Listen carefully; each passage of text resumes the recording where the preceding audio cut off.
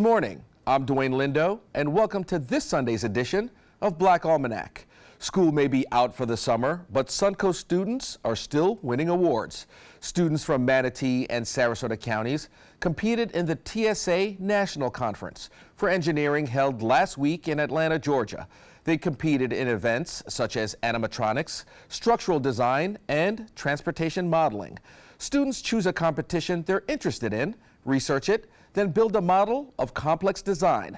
Today, we have a group of students from Dr. Ed James's alma mater, Booker High School, who attended the conference.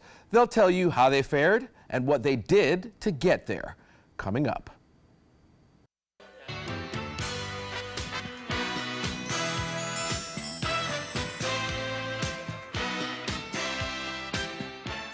So we have the Booker engineering crew here this morning. I think Dr. Ed James would be proud to have Booker students leading the future here on his program.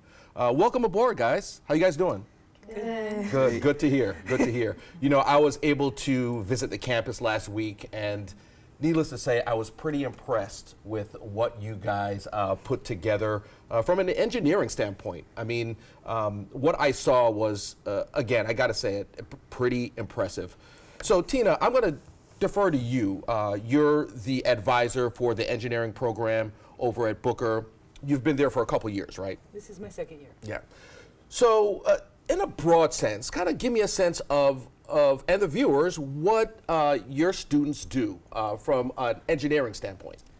They learn engineering fundamentals, and then they work their way up. We have 4 levels. By the time they reach 4, they're basically like a grad student. They're working on independent projects. They build things, they design things using the computer, make it come to life with 3D printers. With the TSA aspect, we do animatronics, robotics, dragsters, computer integrated manufacturing, a little bit of everything. It touches fashion design. It touches all over the place because engineering is universal. Right. You know, I saw transportation modeling, as you mentioned, structural design. How do they start off? I mean, do they start off with a vision and put these models together? I mean, what is the process? There is a book that comes out from TSA National that says these are the different projects available. The kids pick what they want to do, and then they take the rules, the restrictions, they take that and then make whatever vision they come up with come alive. Right. And speaking of making visions come alive, right here, these 3 students here are the animatronics team. So I got to see a little bit of what you guys did. Josie, let me talk to you real quick. Animatronics, for the folks who don't know what that is, kind of give me an explanation of what you guys do. Basically, we got our parameters from TSA, and we made an alligator that is mostly robotic inside, but has like a stuffed animal outside. So that's pretty much what it is. Yeah. And let me give the viewers a little taste of what you guys did and basically the fruits of your labor. Let's take a look. Allegon.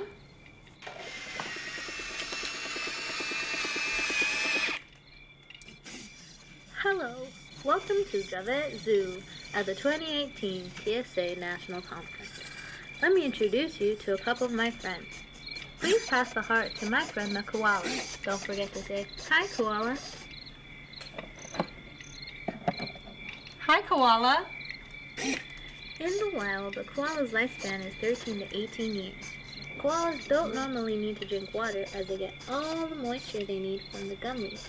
Yum, yum. Koalas don't make nests, but they do sleep in a tree fort or on a branch.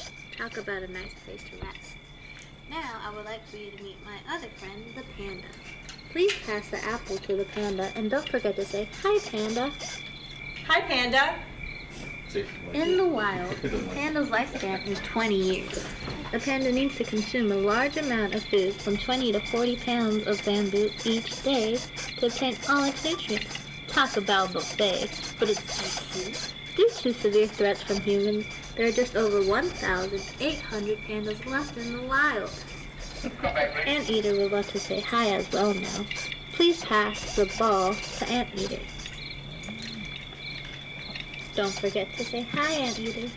Hi, Anteater. Anteaters eat ants. Who would have guessed? And are very tidy when they eat. They use their long snouts to get into the anthills and wow, thousands of ants with their sticky tongues. Now, my best friend the tiger would like to say hello to you. Please give the tiger the rose.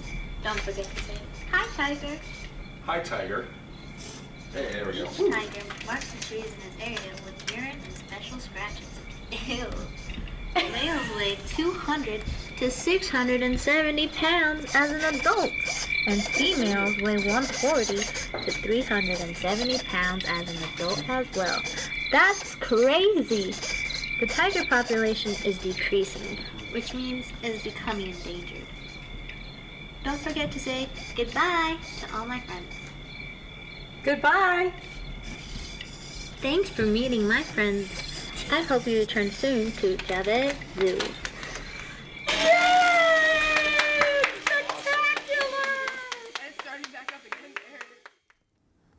Now, that was pretty cool. Erica, why did you guys come up with that? It was Alagon, the alligator there that we just saw. Alagon was talking, and there were 4 animals right next to him, and he kind of described what each animal did, just to kind of teach kids. But why put together this particular project?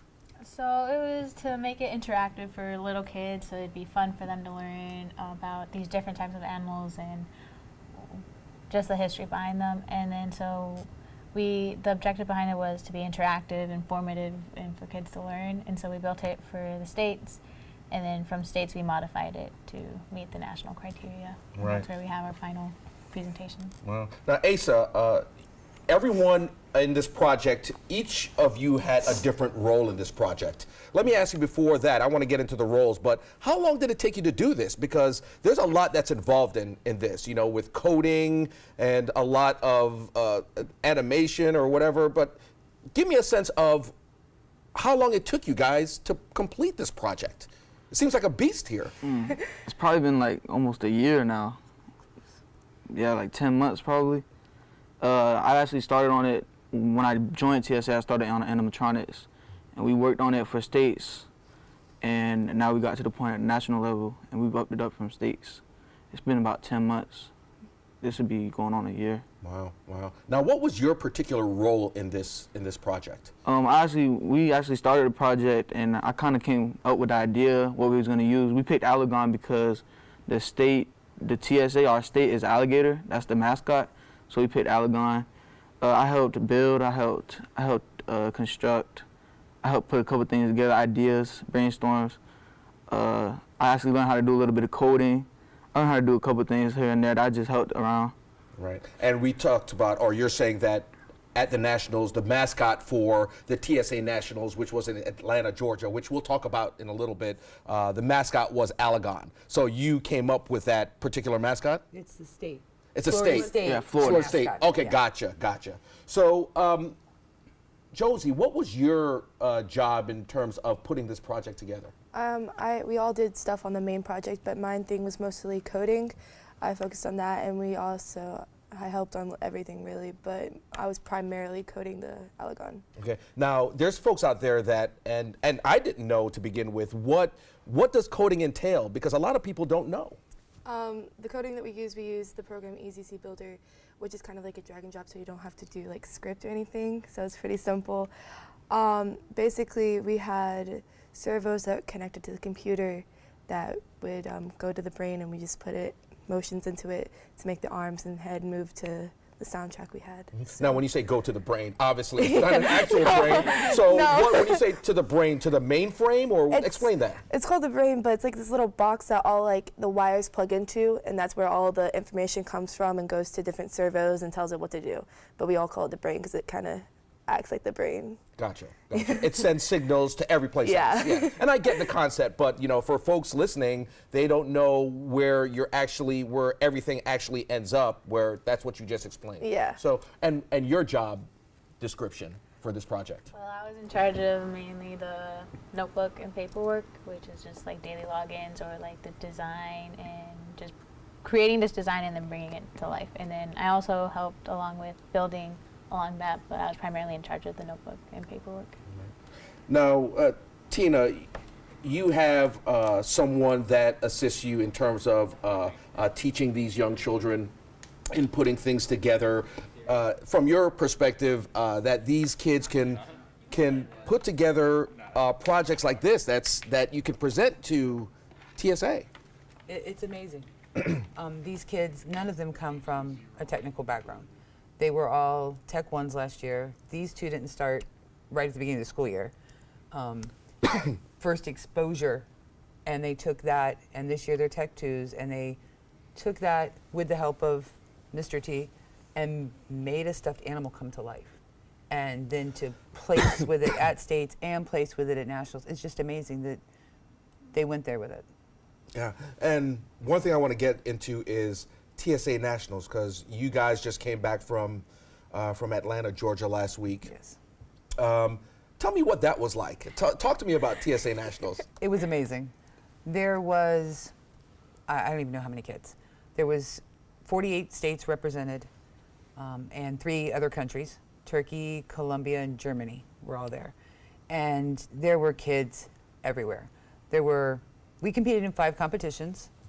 I took 11 students up, and they showed out and represented. Animatronics, of course, did the best of them all.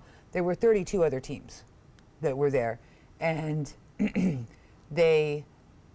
we get to go and you get to socialize with other kids who do the same thing, and they bounce ideas off each other. You get to see what other people did and compare and contrast. Is your work up to par? And I think for them, this particular nationals was awesome because we also got to experience Atlanta, Georgia, and we took a subway ride. We went to a gigantic mall. They interacted with students from all over the world, and that experience alone was amazing for them. And as far as for me, I mean, our principal, Dr. Shelley, attended with us, and I got to learn a lot. Every time we go, we learn something new.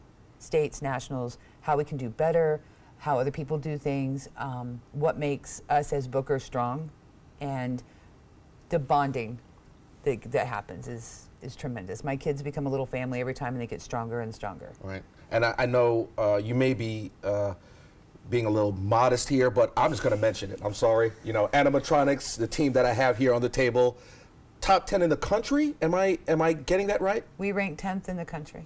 Wow. So 10th, and give the viewers a perspective of how many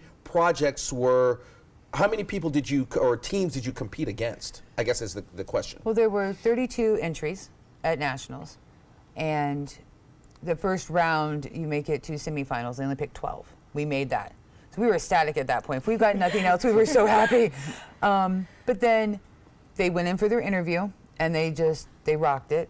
And we sat in closing ceremony waiting to see if we would make top 10. And of course, they called us last. But we cried. We were so proud of these kids and what they've accomplished. Animatronics is typically 2 years to get up to speed, just so you're actually worthy of competing.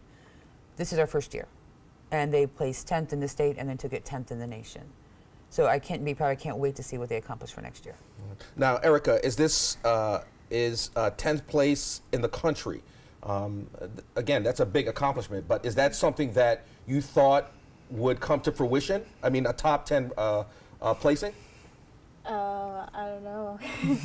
I mean, we went in there and I knew our project was worthy of being able to place in, and so then I just stayed positive about it, and I knew with our interview and the way that we presented our project that it was a possibility. And right. Now, as Asa was mentioning, Josie, that this project took you guys basically over a year.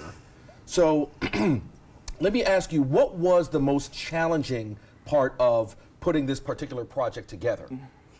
Time management was one of the biggest things. It really was, because we would get sidetracked with schoolwork or our sports, and we kind of went away from it for a little bit because we were so busy, so that was a big part. And another big part was, I think, the head and the hydraulics on it, because we had the biggest problem with that. But besides that, we kind of worked well as a little group of team, even though we don't all come from the same background. So I feel like we actually did pretty well.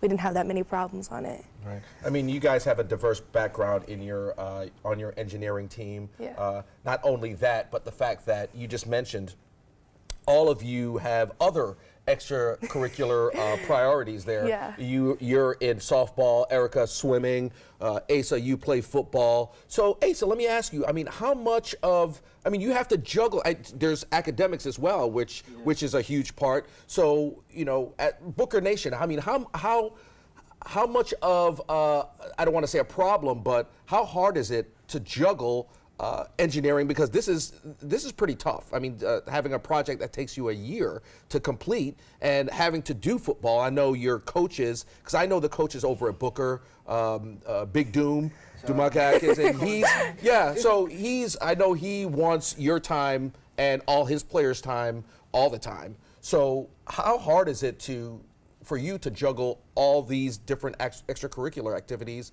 as well as academics? It gets tough sometimes, but you just have to have your priorities right. Coach Doom understands it's always school first, football second. So when you have your priorities right, it's not as hard as you would think, but it definitely is time consuming and you get tired. But it's just what it is. It's what you got to do. And and one question I know I'm curious about, and I know viewers will be curious about, is what does being on the engineering team, what does this do for you at school to prepare you to be the person you are, and how does this prepare you for the future? Josie, I'll ask you. I mean, once I got into engineering, I knew I wanted to be there because I like hands-on things. It keeps me interested. But I didn't know where I wanted to be really in engineering. So after doing animatronics, it really did open my eyes, seeing something to come to life, making like little kids' dreams come true, come to life. It kind of made me like cry. So I kind of want to go into Imagineering. And this thing has put me on to track to like learning skills that will help me for that and help me get connections and knowing people and time management. I would never have learned if it wasn't for this program. And I'm really thankful for that. And especially with the people I've met and like my team members have helped me through so much. It's not even a question, this has helped me so much.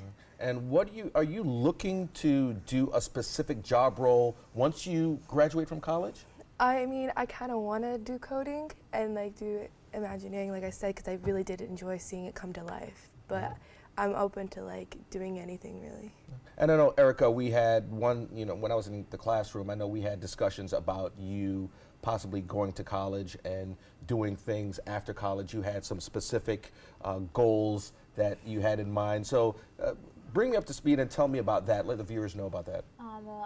After college, I wanted to be an aerospace engineer, and so then with this project, it helped me a lot with time management and actually seeing my designs, like drawings, come to life, and so then it starts that process going there. But I want to study and become an aerospace engineer. And you, Asa? Before engineering, I was just a football player, really. Engineering opened me up to meet new people. Ms. T took me to UF. I saw the whole engineering program there. Mr. T taught me how to do everything we did with this project. I didn't know anything before this. But I'm still not sure what I want to do yet. But it's definitely opened up different routes to what I can do and what I know now and different opportunities that are out there. And Miss T, as you're so nicely called, give me a sense of what, and we had a chit chat about this last week as well, but talk to me about how this prepares them for the future. Well, the future is technology. Booker has opened the doors for these kids with the engineering program to go off to college, come back, and be engineers locally. There is a high demand for every step in the engineering, trades, technician, engineers, and we're hoping to be able to give them the skill sets necessary so they're successful in college and open doors for them that may not have realized it was open, and find passion. I mean, some of these guys come into the class, they don't know what they want to be. You know, it's very difficult when you're a teenager. What do I want to be when I'm 30? And some of them all of a sudden now realize, oh wait, I want to do this the rest of my life. So we give them the skill set necessary. They go off to college, they already are ahead of the curve. And they know what they want to do. They can take the right classes and then hopefully come back into Sarasota County and benefit the county and the community, working here and living here with their families and their kids going to Booker, and just keep Booker Nation alive. Right. And I know, well, I don't know, but I'll ask you, but is there a way that these kids could do some of the work that they're doing in the classroom and possibly get college credit? Because from what I see, from my perspective, some of this stuff is college level work. Oh, absolutely. In the engineering class, what we give industry certifications, and quite a few of those count as college credit. So they can then exempt college classes and start off, way ahead of everybody else. The TSA stuff specifically, there's no direct correlation for college credit, but there are scholarships abounding. TSA themselves have many scholarships that they give out every year, and then it also opens the door to apply for all the other engineering scholarships that are out there that usually don't get used because nobody knows they're there. So it opens up these kids to be able to afford to go to college and to possibly get some college credit before they go. Yeah. And I mentioned off the top, there are other schools on the Suncoast that have engineering teams. But from where Booker's concerned, I know there are collaborations with different organizations and not only organizations but businesses on the Suncoast that you guys kind of work with. The students are actually working with folks that are in the field. Yes. We have a collaboration with Moat Marine. Our kids last year, during the school year, designed a waterproof box that a lot of electronics from Moat Marine went in. And it's now actually at Moat Marine in use. And don't know what this year will hold, but there's all kinds of things open, lots of discussion. We have a collaboration with the Sarasota Quay project that started up. Our architectural kids will be participating with that, and also our drone kids, because we do have the commercial level drone program, and the Quay has asked us to once a month come and do their photo shoot flyovers with our kids with the drones. We have the college collaboration with the University of Florida and the Gator Engineering, and then we have other collaborations in the classroom like the Bob and Mary King Foundation, which truly kind of made this all possible with their participation with Booker. But we were always open to engineering companies and stuff like that to get with us and offer more to these kids. Right. And quickly, I want you to talk to me. This is something that I was pretty impressed with when I was walking on campus, the fact that you guys have the ability to use drones. So talk to me about how that came about and how many drones you have and who's using it. Well, it came about, we had a student last year, walked in, wanted to show Mr. T the drone he'd built himself. And so Mr. T took that to Dr. Shelley, and next thing you know, we have a drone program. It really was that simple. So my level 2s and 3s are taking safety certification testing. They're flying the micro drones, everybody can buy on Amazon. In the class, we have a course that the students designed and built that we used at STEM Smart for the county, and the other 3 schools in the county that do the drone program are also participated in it. But we have the only authorized commercial level in Sarasota County, and we have 3 really nice drones, and we've taken the kids out mainly on the weekends. We have to go to parks and stuff because of all the FAA regulations, and we're within 5 miles of the airport. Right. You guys have to be regulated to use these drones. Right. Yeah. And so, of course, we want to follow every rule. And towards the end of the school year, we got our letter of agreement with SRQ, so we can now fly on campus at Booker. So the program will be even bigger, more kids can participate. We're shooting for being able to provide them with a remote pilot's license before they graduate, which means they walk out of graduation guaranteed a job. Either they can start their own business or go to work with them. We have a couple of local drone companies that are interested in our kids, wanting to hire them. And then the Sarasota Quay thing came to be because of it. So it's open to my upper level engineering students because my lower levels are still learning just basic fundamentals. But they get to see and try to get there. I don't restrict it. You have to pass certain certifications to fly the big ones, but other than that, there's no restrictions. You have to be one of my kids. Right. Now, let me pose this question to you guys. I mean, other than animatronics, do you guys venture off to anything else, such as drones or anything like that? Well, me and her, we actually have a robotics team. We're the only girl robotics team. And we have that, and then we both were on drones as well. So that's only in engineering because she's also an SGA vice president for this year, and I'm going into yearbook editing on top of everything else, and as well as being president and vice president of our chapter. And I know you guys alluded to this, but the fact that you do multiple things within engineering, I mean, does that help you in the future in terms of getting a job, like Ms. T said, once you graduate from college? Asa, you want to tackle that? I'm sure it does. It shows that you have experience in the field, and when you come out of college, I'm sure if you go to college to be an engineer, I'm sure it just opens your eyes and gives you a lot of opportunities coming out of college. Because like Ms. T said, obviously, engineering jobs are in demand now. Yeah. So if you're understanding or have an understanding of a lot of the things that are into engineering while you're in high school and you're doing it in college, I would imagine that trying to get a job thereafter, after school, not to say that it would be easy, but it would be a lot easier. Am I correct? Yeah, we would hope so because we put a lot of time and effort into it, and we've learned a lot from it. We really did. We learned a lot of social skills because a lot of us we didn't know how to make connections like that, like business connections. We got out there and we actually communicated, we connected to other teams and other people and learned things from it. Like we talked to people from all over the nation and learning from that. So I think it really does help us.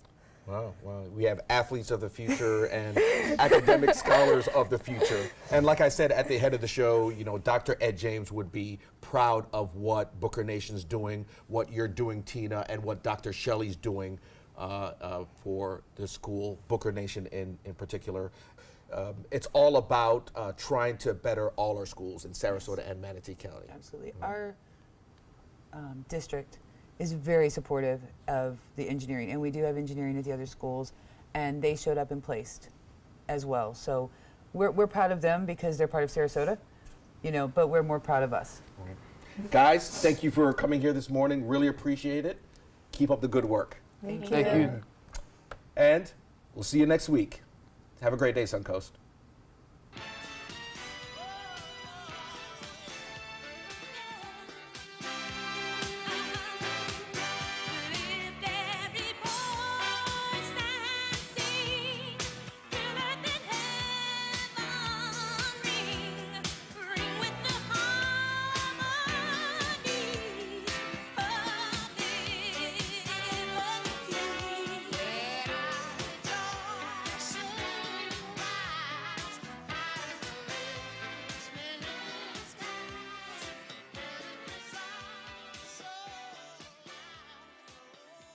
I used to dread getting up and going to work. I was done with the corporate grind. I was tired of being a starving artist. And I started looking around for a business that I believed in, and I kind of wanted to do something a little more green. My SCORE mentor helped me take the first step. He helped me create a business plan and helped me implement it. They've really taught me how to think big. SCORE helped me to make the unimaginable possible, all for free. I'm here because of SCORE. I'm here because of SCORE. Get your free business mentor at score.org.